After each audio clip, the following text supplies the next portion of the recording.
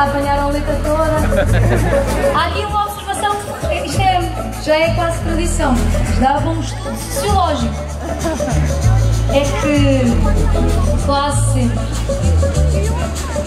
aquilo que se ouve mais são as vozes das senhoras.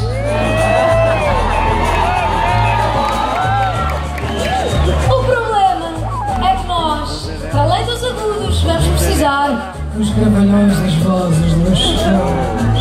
Portanto, não podemos perdoar a vocês ao seu tempo.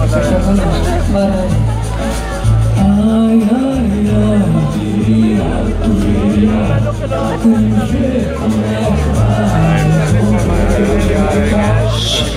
Ai, ai, ai, diria, temos ver como é que vai resolver o brigar.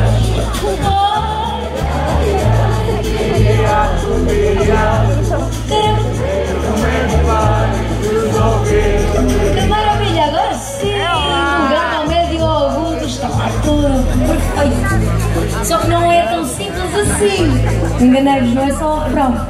É que, ok, é o refrão vai ser cantado uma vez, depois vai ser cantado outra vez. Na segunda vez que é cantado o refrão, ali mais ou menos a meio, eu vou fazer um gesto. Dentre os 30 mil gestos que eu faço, vou fazer um, vocês vão perceber logo qual é, em que vai haver aqui uma divisão. De um lado ficam as senhoras a cantar o refrão, pode ser? Já sabem,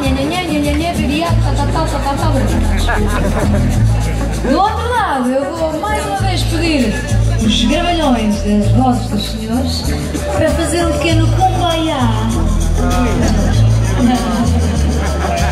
É muito simples, não se acanha.